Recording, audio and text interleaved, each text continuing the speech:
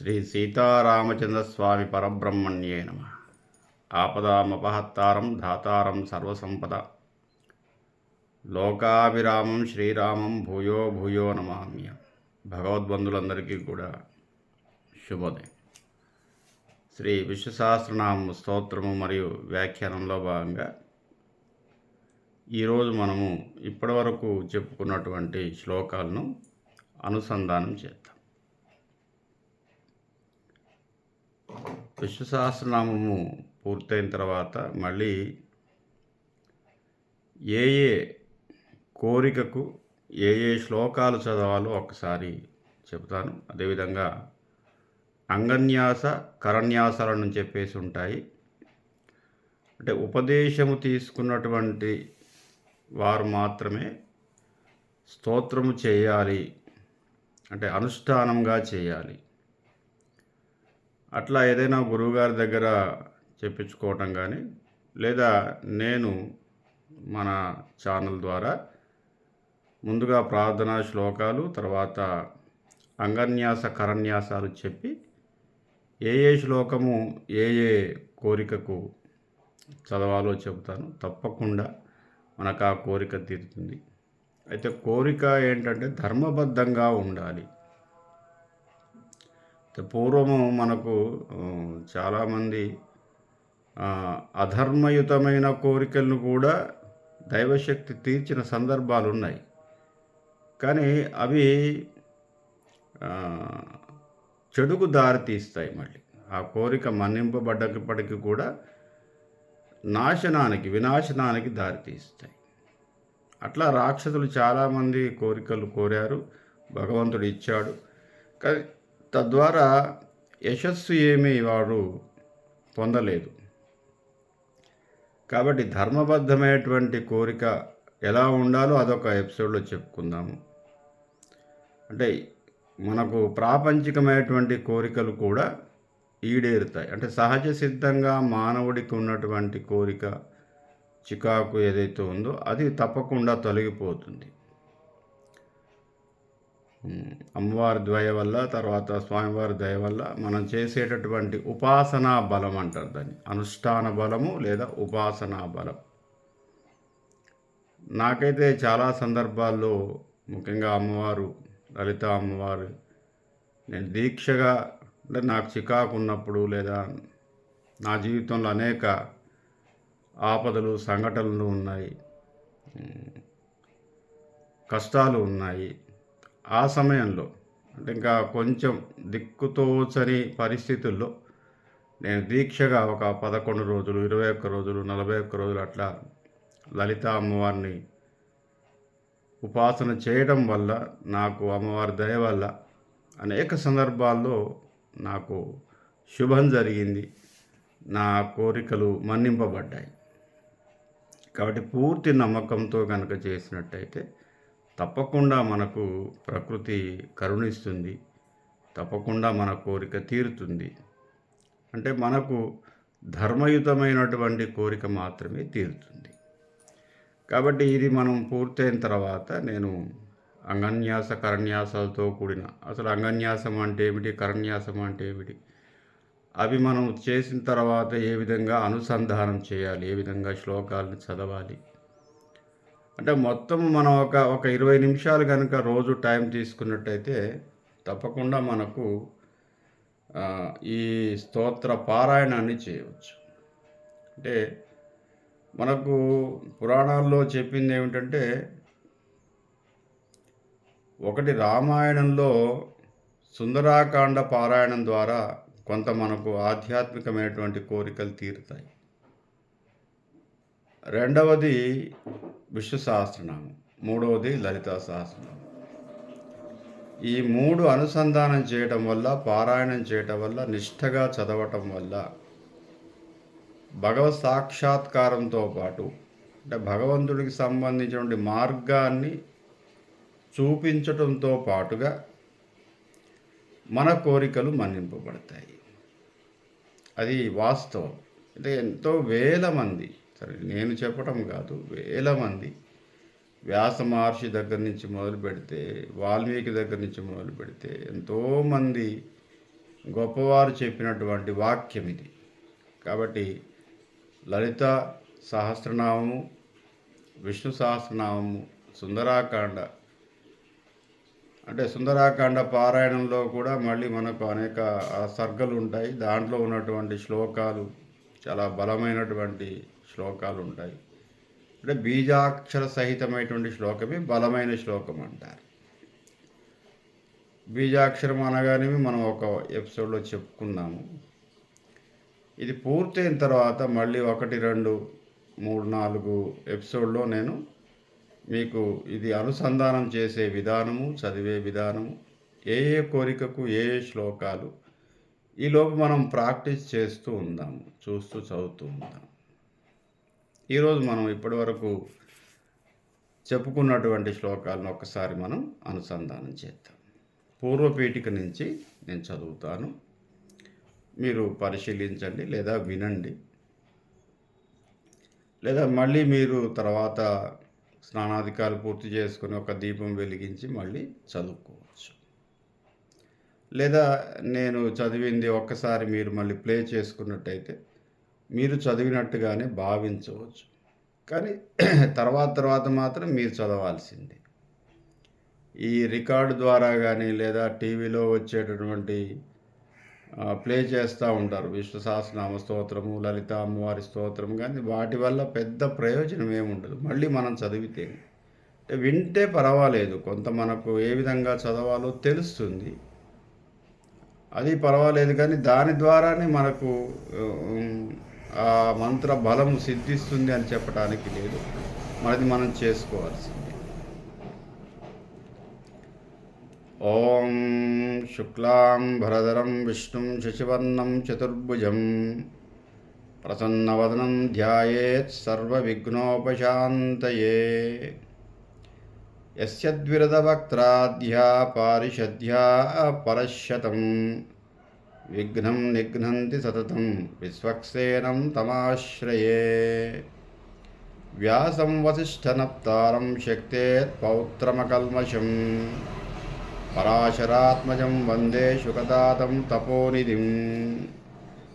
వ్యాసాయ విష్ణురూపాయ వ్యాసరూపాయ విష్ణవే నమో వై బ్రహ్మనిధయే వాసిష్ఠాయ నమో నమః. అవికారాయ శుద్ధాయ నిత్యాయ పరమాత్మనే సదైకరూపరూపాయ విష్ణవే సర్వజిష్ణవే. యస్య స్మరణమాత్రేణ జన్మ సంసారబంధనాత్ విముచ్యతే నమస్తస్మై విష్ణవే ప్రభువిష్ణవే. కో ధర్మ సర్వధర్మాణాం భవతః పరమో మతః కిం జపన్ముచ్యతే జంతు జన్మ సంసారబంధనాత్. శ్రీభీష్మోవాచ. జగత్ప్రభుం దేవదేవం అనంతం పురుషోత్తమం సువర్నామ సహస్రేణ పురుషః సతతో స్థితః తమేవ చార్చయన్నిత్యం భక్త్యా పురుషమవ్యయం ధ్యాయన్ స్తువన్నమస్యంచ యజమానత్వమేవ చ. ఓం నమో విష్ణవే ప్రభువిష్ణవే. శ్రీవైశంపాయన ఉవాచ. శ్రుత్వా ధర్మానశేషేణ పావనాని చ సర్వశః యుధిష్ఠిరశాంతరవం పునరేవ అభ్యభాషత. యుధిష్ఠిరోవాచ. కిమేకం దైవతం లోకే కిం వాప్యేకం పరాయణం స్తువంతకం గమర్చంత ప్రాప్నుయుమానవాః శుభం. అనాదినిధనం విష్ణుం సర్వలోకమహేశ్వరం లోకాధ్యక్షం స్తువన్నిత్యం సర్వదుఃఖాదికో భవేత్. బ్రహ్మణ్యం సర్వధర్మజ్ఞం లోకానాం కీర్తివర్ధనం లోకనాథం మహద్భూతం సర్వభూతభవోద్భవం. ఏష మే సర్వధర్మాణాం ధర్మోధికతమో మతః యద్భక్త్యా పుండరీకాక్షం స్తవన్నచ్చే నరః సదా. పరమం యో మహత్తేజ పరమం యో మహత్తపః పరమం యో మహద్బ్రహ్మ పరమం యః పరాయణం. పవిత్రాణాం పవిత్రం యో మంగళానాం చ మంగళం దైవతం దేవతానాం చ భూతానాం యో వ్యయః పితాః యతస్సరాణి భూతాని భవంత్యాదియుగాగమే యస్మించ ప్రళయం యాంతి పునరేవ యుగక్షయే. సత్యలోకప్రధానస్య జగన్నాథస్య భూపతే విష్ణోర్నామ సహస్రం మే శృణు పాపభయాపహం. యాని నామాని గౌణాని విఖ్యాతాని మహాత్మనః ఋషిభిః తాని వక్ష్యామి భూతయే. విష్ణోర్నామ సహస్రస్య వేదవ్యాసో మహాఋషిః ఛందోనుష్ఠుప్ తదా దేవా భగవాన్ దేవకీసుతః. అమృతాంశోద్భవో బీజం శక్తిర్దేవకినందనః త్రిసామావృతయం తస్యా శాంత్యర్థే వినిమిచ్యతే. విష్ణుం జిష్ణుం మహావిష్ణుం ప్రభవిష్ణుం మహేశ్వరం అనేకరూపదైత్యాంతం నమామి పురుషోత్తమం. అస్య శ్రీవిష్ణో దివ్యసహస్రనామస్తోత్రమహామంత్రస్య శ్రీవేదవ్యాసో భగవాన్ ఋషిః అనుష్టుప్ ఛందః. శ్రీమహావిష్ణుపరమాత్మా శ్రీమన్నారాయణో దేవత. అమృతాంశోద్భవో భానురితి బీజం దేవకీనందనస్యేతి శక్తిః ఉద్భవక్షోభణో దేవ ఇది పరమో మంత్రః. శంఖపున్నందకీ చక్రీతి కీలకం శాంగదన్వాగధాధరైత్యస్త్రం రథాంగపాణిరక్షోభ్యతి నేత్రం. త్రిసామా సామగస్సామేతి కవచం ఆనందపరబ్రహ్మేతి యోనిః. ఋతుస్సుదర్శనకాల ఇది దిగ్బంధః శ్రీవిశ్వరూప ఇది ధ్యానం. శ్రీమహావిష్ణుకైంకర్యరూపే శ్రీసహస్రనామజపే వినియోగः. ధ్యానం. క్షీరోదన్మత్ప్రదేశే శుచిమలివిలసస్సైకతై మౌక్తికానాం మాలాక్లుప్తాసనస్థః స్ఫటికమణినిభై మౌక్తికైర్మండితాంగాః శుభ్రైరభ్రైరదభ్రైరుపరి విరచితై ముక్తపీయూషవర్షైః. ఆనందీహన పునియాత్ హరినళగదా శంఖపాణిర్ముకుందః. భూపాదౌ యస్య నాభిర్వ్రయ దసురనిలచ్ఛంద్రసూర్యౌ చ నేత్రే కర్ణావాసా శిరోధ్యౌ ముఖమపి దహనో యస్య వాస్థేయమబ్ధిః. అందస్తం యస్య విశ్వం సురనరగఘో భోగి గంధర్వదైత్యైః. చిత్రం రమ్యతే త్రిభువనవపుషం విష్ణుమీశం నమామి. శాంతాకారం భుజగశయనం పద్మనాభం సురేశం విశ్వాకారం గగనసదృశం మేఘవర్ణం శుభాంగం. లక్ష్మీకాంతం కమలనయనం యోగిరుద్ధానగమ్యం వందే విష్ణుం భవభయహరం సర్వలోకైకనాథం. మేఘశ్యామం వేదకౌసేయవాసం శ్రీవత్సాంగం కౌస్తుభోద్భాసితాంగం పుణ్యోపేతం పుండరీకాయతాక్షం విష్ణుం వందే సర్వలోకైకనాథం. సశంఖచక్రం సకిరీటకుండలం సవేతవస్త్రం సరసీరుహేక్షణం సహారవక్షస్థలశోభి కౌస్తుభం నమామి విష్ణుం శిరసా చతుర్భుజం. హరి ఓం. విశ్వం విష్ణుర్వషట్కారో భూతభవ్యభవత్ప్రభుః భూతకృద్భూతబుద్భావో భూతాత్మా భూతభావనః. భూతాత్మా పరమాత్మా చ ముక్తానాం పరమాగతిః. అవ్యయః పురుషः సాక్షి క్షేత్రజ్ఞోऽక్షర ఏవ చ. యోగో యోగవిదాన్నేత ప్రధానపురుషేశ్వరः. నారసింహవపి శ్రీమాన్ కేశవः పురుషోత్తమः. సర్వశర్వశివస్థాణో భూతాతిర్నిధిరవ్యయः. సంభవో భావనో భర్త ప్రభః ప్రభురీశ్వరः. స్వయంభూ శంభురాదిత్యः పుష్కరాక్షో మహాస్వనः. అనాదినిధనో దాత విదాత ధాతురుత్తమः. అప్రమేయో వృషీకేశः పద్మనాభో మరప్రభుః. విశ్వకర్మా మనస్వష్ట సవిష్టస్థవిరో ధ్రువः.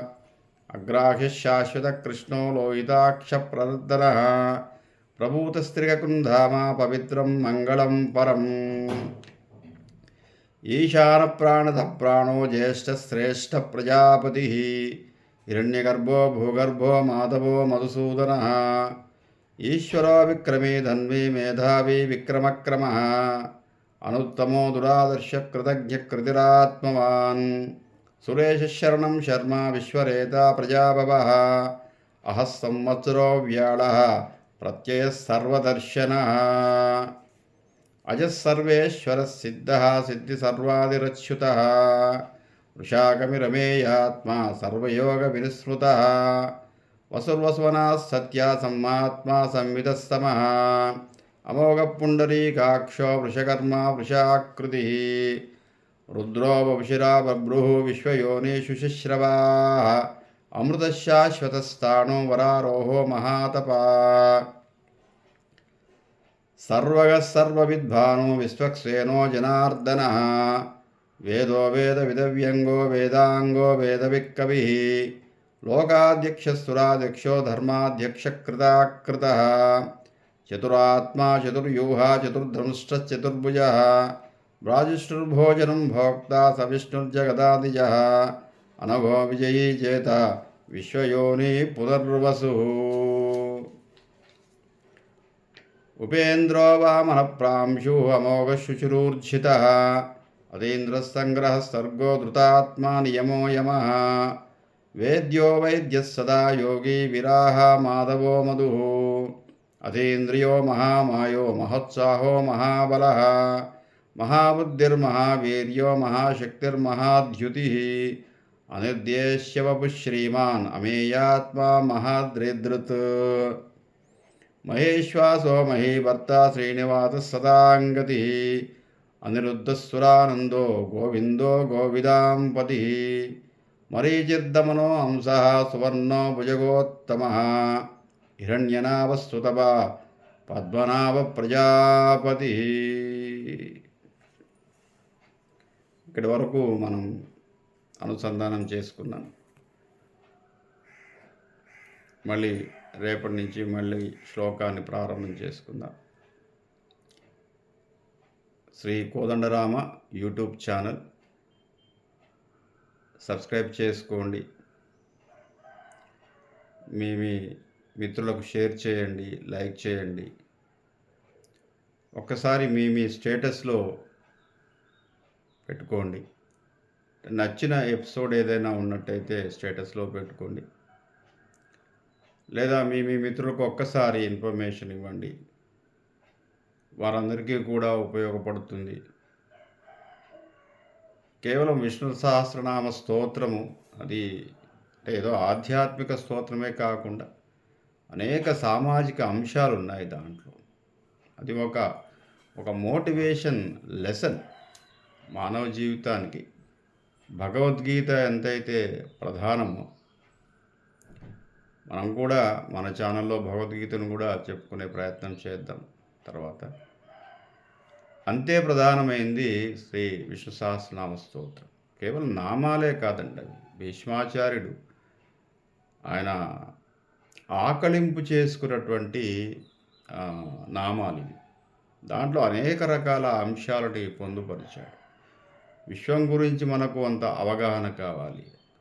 దీంట్లో అంతా ఖగోళ శాస్త్రము, ప్రకృతి శాస్త్రము, వైద్యశాస్త్రము, మానసిక శాస్త్రము, శారీరక శాస్త్రము, ఆధ్యాత్మికమైనటువంటి ప్రవృత్తి ఇవన్నీ కూడా చెప్పబడ్డాయి. కేవలం ఏదో నామాన్ని స్తోత్రం చేసి దేవుడి ముందు కూర్చునేది కాదు. అంటే ప్రతి ఒక్క పదానికి ఒక ఆధ్యాత్మిక చింతనతో పాటుగా ప్రాపంచిక విషయాలకు సంబంధించినటువంటి అవగాహన కూడా దీంట్లో ఉంది. అందుకే సామాజిక వ్యాఖ్య ఇది మంత్రశాస్త్రం కాదు మనం చెప్పుకునేది. లలిత అమ్మవారు కూడా అంతే, ప్రకృతి శాస్త్రం. వేల లక్షల సంవత్సరాల క్రితమే ప్రకృతిని అంతా అవపోసన పట్టారు వాళ్ళు. పట్టేసి ఖగోళ శాస్త్రాన్ని అవపోసన పట్టారు.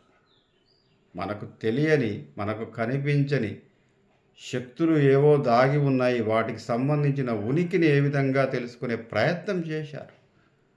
దే ఆర్ సైంటిస్ట్, దాంట్లో ఎటువంటి సందేహం లేదు. కాబట్టి వాళ్ళు మనోనేత్రంతో పరిశీలనాత్మకంగా ఇప్పుడున్నటువంటి సైంటిస్టులకు ఎంత ప్రాధాన్యత ఉందో అప్పుడున్నటువంటి పరిశీలకులకు కూడా అంతే ప్రాధాన్యత ఉంది. కాకపోతే వారికి ఆధునీకరణ అయినటువంటి ఇన్స్ట్రుమెంట్స్ లేవు. వాళ్ళకు తెలిసింది శాస్త్రరూపకంగా గ్రంథస్థం చేయడమే. పాపం వాళ్ళకి వేరే మార్గం లేదు. ముందు తరాలకు తెలియటం కోసం గ్రంథస్థం తప్ప వేరే మార్గం లేదు. కాబట్టి అట్లా అపారమైనటువంటి సాహిత్య సంపద గ్రంథస్థం చేశారు. లక్షల తాళపత్ర గ్రంథాలున్నాయి మనకి. తాటాకుల మీద రాస్తే ఎన్ని సంవత్సరాలైనా ఉంటుంది అనే స్పృహ కలిగి ఉంది చూడండి. ఎక్కడైనా ప్రపంచంలో తాటాకుల మీద రాసినటువంటి సందర్భం ఏదైనా ఉంటే చూడండి. ఇక్కడ లేదు. ఆధునిక కాలం అభివృద్ధి చెందిన తర్వాత వచ్చినటువంటి పుస్తక పరిజ్ఞానమే తప్ప 1,00,000 సంవత్సరాల క్రితం తాటాకు మీద రాసి భూమిలో పాతి పెడితే ఎన్ని వేల సంవత్సరాలైనా ఇది ఉంటుంది అని చెప్పేసి కనిపెట్టారు. చాలా కష్టపడి తాటాకుల మీద అక్షరాలని చెక్కారు వాళ్ళు. దాన్ని ఘంటము అంటారు. ఘంటము. దానికి ఒక దబ్బడంలాగా ఒక సన్న మొల ఉంటుందన్నమాట. మొల గుండు సూదిలాగా. ఆ గుండు సూదితో అక్షరాన్ని చెక్కుతారు. అంటే బొక్కలు పొడుస్తూ ఉంటారు. ఎంత కష్టం అండి. 1,00,000 శ్లోకాలని తాళపత్రాల మీద రాయటం అంటే అంత ఈజీ కాదండి. అపారమైన జ్ఞాన సంపద భారతదేశం యొక్క సొత్తు. మన దేశాన్ని గురించి చెప్పాలి అన్నా, మన శాస్త్రజ్ఞుల గురించి, మన పూర్వుల గురించి చెప్పాలన్నా, మన కవుల గురించి చెప్పాలన్నా వేల సంవత్సరాలు పడుతుంది. 1-2 సంవత్సరాలు కాదండి. వాళ్ళు చేసినటువంటి కృషి వేల సంవత్సరాలు చెబుతూనే ఉండాలి. అంత అపారమైన కృషి చేశారు. అప్పుడు కనుక ఈ జ్ఞానపీఠ అవార్డులు ఇవన్నీ ఉన్నట్టయితే మొత్తం వ్యాస భగవానుకో, తర్వాత వాల్మీకికో వచ్చేసేవి, కాళిదాస్కో వచ్చేసి. అంతకు మించిన కవులు ప్రపంచంలో లేరు. ప్రపంచంలో ఎక్కడ వెతికినా మనలాంటి కవులు లేరు. కాబట్టి మనం తెలుసుకునే ప్రయత్నం చేద్దాం. తప్పకుండా నా ఛానల్ని సబ్స్క్రైబ్ చేయండి, లైక్ చేయండి, షేర్ చేయండి, కామెంట్ చేయండి. మీ మిత్రులకు వాట్సాప్లో పెట్టుకోమని చెప్పండి. నా మిత్రులందరూ కూడా, నా శ్రేయోభిలాషులు, నా విద్యార్థులందరూ కూడా స్టేటస్లో పెట్టుకుంటున్నారు. ఒక్కరోజు స్టేటస్లో పెట్టుకోండి. వారిని కూడా ప్రోత్సహించండి, నన్ను ప్రోత్సహించండి. శుభం భూయాస్. స్వస్తి సన్మంగళాని భవంతు.